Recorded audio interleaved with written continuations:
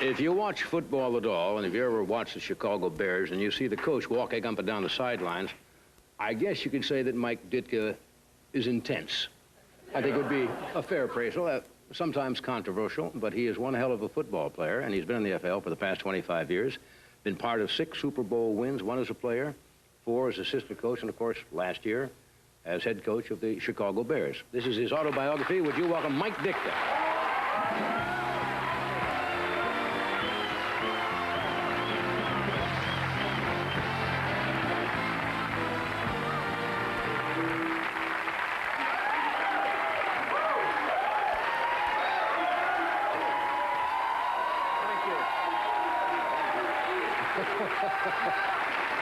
God, for a moment there, you probably thought you were in the bowl again this year, right? I have to learn to bark better.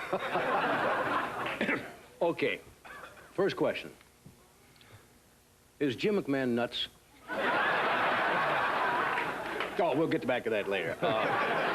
We'll follow up. I had Jim here a couple of weeks ago. I want to get some comments on him. But you are in the news lately, as you know. Your friend and general partner, Vanesky, was fired, right?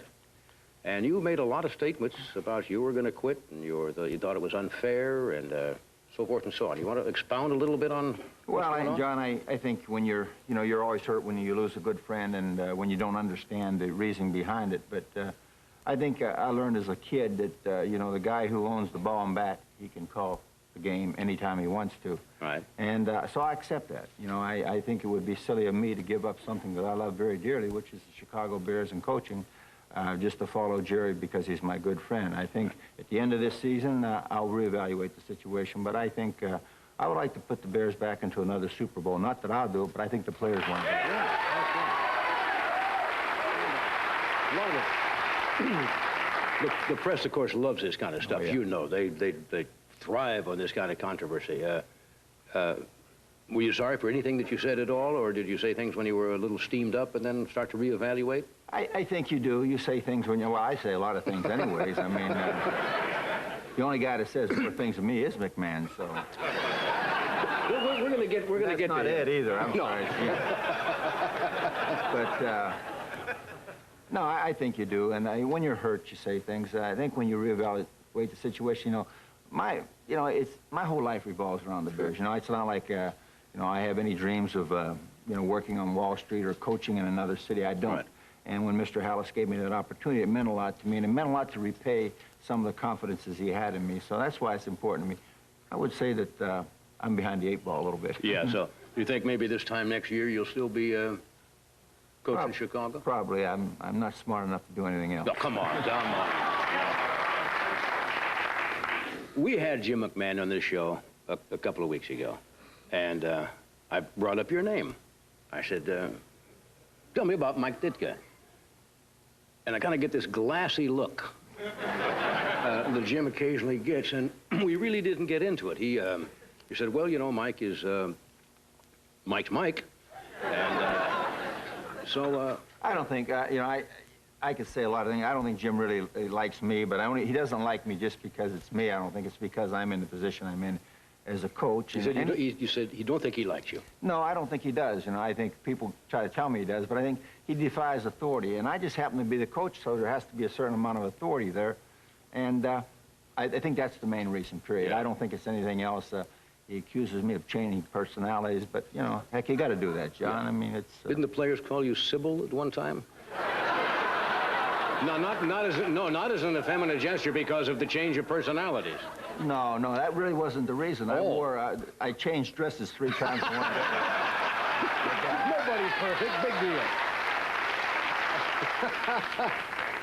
So, what's your communication with him during the game?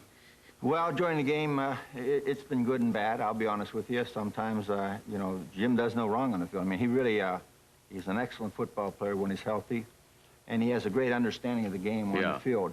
When he does do something wrong, it's pretty hard to say that he did anything wrong because he's not going to listen to me, that's for sure. And maybe he's the kind of guy that I shouldn't tell him he did something wrong until maybe next week. Yeah.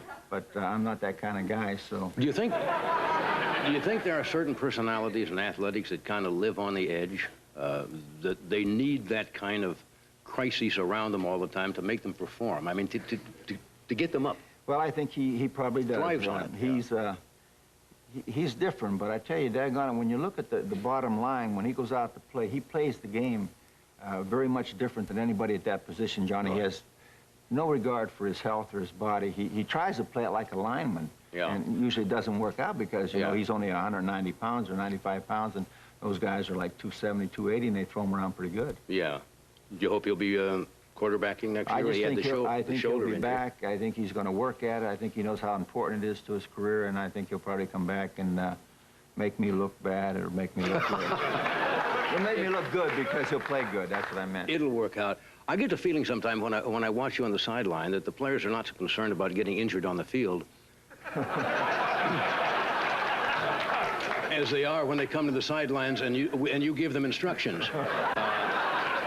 Well, there have been you get their attention. I mean, well, there have been a few flying clipboards, but I've kind of cut that down quite a degree. Yeah. I mean, I don't throw them quite as much anymore.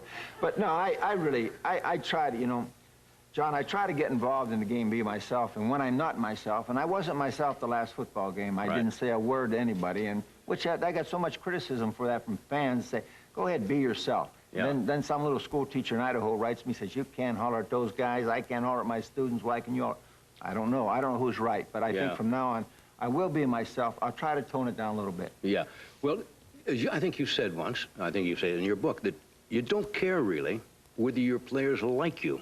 That's really not important from a coach's standpoint. True? Well, I would hope that they respect me and they think I'm dealing fair. If they think I'm not being fair, then I've got a problem because I have to relate fairness to them. As far as liking, I mean, I think what everybody's talking to, do you go out and socialize with the players? Yeah. Yeah, I've sat down with players socially, and I've sat down with Jim socially, but I don't think it's a good policy. I don't think it's something that you can make a living doing. I think they have to understand that that's my job, and I'm an authority role to them. Sometimes that bothers them, and sometimes it threatens them, but that's life. I have to be that. Yeah, you can't win a popularity contest, I guess, at any time when you're a coach. Well, I'm not going to win one anyways.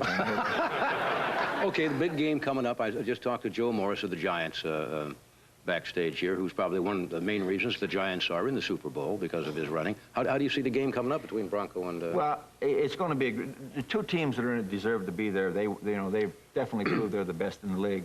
I think it's going to be an interesting game from one view. I think it'll probably be the most physical Super Bowl in a long time from the defensive aspect. I think they're two good, hard-hitting defenses. You know, it's hard to say who's going to win it. There's no question that the Broncos have to try to stop Morris and put some pressure on Sims and then control the other guy, Taylor, on defense, and the other guy on the other side, Banks. So, but I think Elway has a thing about him. I think Coach Reeves has a thing about him, and I really believe in if there's any such thing as a team of destiny, maybe the Broncos are a team of destiny. Yeah. They got my vote. I don't know why. Yeah. Elway can take a broken play and turn it into something big. Anyway, we have to cut away for a break here? We should. All right, we will, and we'll be right back. Stay where you are.